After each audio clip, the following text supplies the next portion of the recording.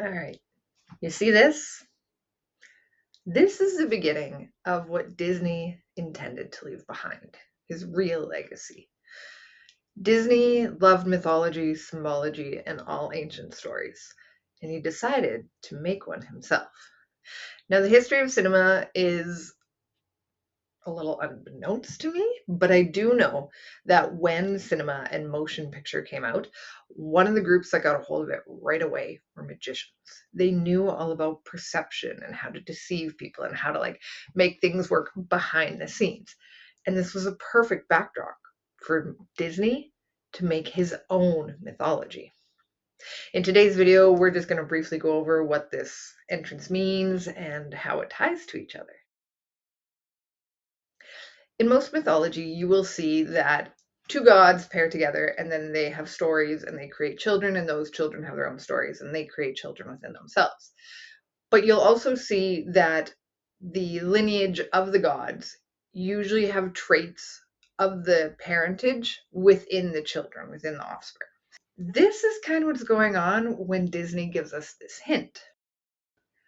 Pinocchio's a story of a puppet becoming a real boy. It's a story about his journey through school, Pleasure Island, trials and tribulations in the ocean, and eventually becoming a real boy. Now, what does this have to do with Alice in Wonderland and Peter Pan? So the main things with Pinocchio is that he starts in Geppetto's house, he goes to school, he goes to Pleasure Island, he goes searching in the ocean, and then he becomes a real boy. Now, Alice in Wonderland and Peter Pan actually have very similar attributes to do with this, much like how we said the children of the gods also have the same characteristics as their parents. Not exact, but similar. Alice in Wonderland is actually the complementary to the schooling system, where Peter Pan is actually the complementary to Pleasure Island. You'll notice that Peter has a hard time leaving Neverland, which is also an island. And you'll also notice that Alice in Wonderland is a lot about intuition, magical, the dark side of life. Like, not like the tragic side of life, but what is considered behind the veil or the left-hand path. And this is how they actually complement each other. So what Disney was doing here is he was giving a nod and putting them together. If you'll notice that in the schooling system is very concentrated on what it can grade and how it can morph you. Now, these things have to be what is known as explicit. You have to know that 4 times 4 equals 16. It can't just be like, what is your opinion on XYZ event? Because opinions are more implicit, they're a little bit more towards the imagination, and they're more contextual of how somebody garners meaning from something. It's very hard to grade that or to condition people when that is an option, when their opinion is allowed to be spoken. This is also why that the textbooks and such in Pinocchio are used as the lines. This is one thing that puppets and schooling have in common. Textbooks is full of lines that you have to memorize, and puppets are pulled by strings, which are also lines, and Pinocchio is also sold to being an actor by Honest John. Why, he's a natural born actor, ain't he? Once again, rehearses other people's lines. The schooling system in the Pinocchio story is somewhat nodding to how to not think for yourself and how to have other people's thoughts come out of your mouth and things like that. Whereas Alice in Wonderland is very much about, like, what do you pick up on these fairy tales? What do you put together? There is a logic within it, and I've gone over some of that, and there's more videos to come, but it is also very much just about symbols, stories, and how you place meaning on things. It's the intuition and it's left-hand path aside, which is where your authenticity and where your soul starts to speak that comes about. So this is how Alice in Wonderland and the schooling system, or how the Stromboli system, correlate. Now, like I said, the other one was Peter Pan and Pleasure Island. And Peter Pan, once again, is all about they say it's a story about a boy who won't grow up, but it's actually a story about how to integrate yourself. But if we notice that on Pleasure Island, he's led by a guy named Lampwick, who is also kind of code for his ego.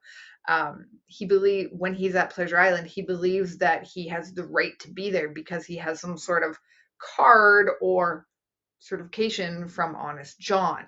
And with that, like Lampwick says, "Oh boy, a scrap! Come on, let's go in and poke somebody in the nose." Why? Just for the fun of it. Okay, Lampy.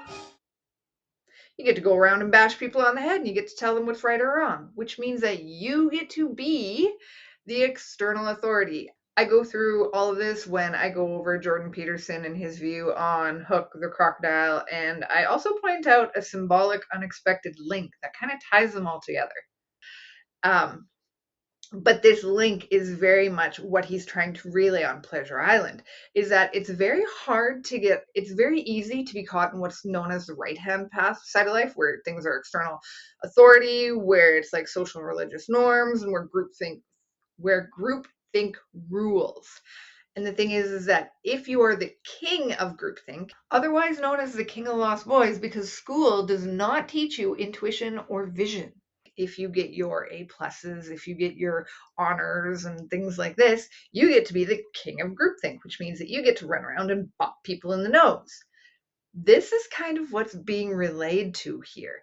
Now, once again, in my Jordan Peterson video, you'll see how most of these people in the right-hand path end up not exactly being fulfilled by life. But this is what the totality of Pinocchio is trying to explain.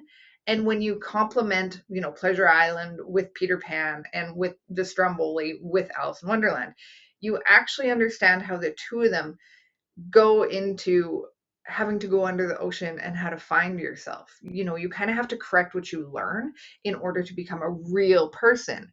And this is where it's not about, where Peter Pan isn't about growing up, but rather integrating oneself. Every single person is different. We've all got our own opinions. We've all got our own beliefs and our desires and what we want for life. And that's what makes you you, and not some puppet whose strings can be pulled or lines can come out of their mouth like an actor, or not somebody who runs around in indulgence and bopping oneself on the nose and neglecting everything else. This is what's actually being relayed by the 3 books at the start. Through these 3 books, this is how Walt actually tried to start his own mythology and his own storytelling. And it's fantastic, and it totally works, and there's more to it. But for now, I just wanted to point out the first visual hint we see with Pinocchio, how it relates, what Walt was trying to say, and to give you guys a little bit more clarity into Walt's mythology. If you like this video, please like and subscribe. It helps the channel grow. Have a great day.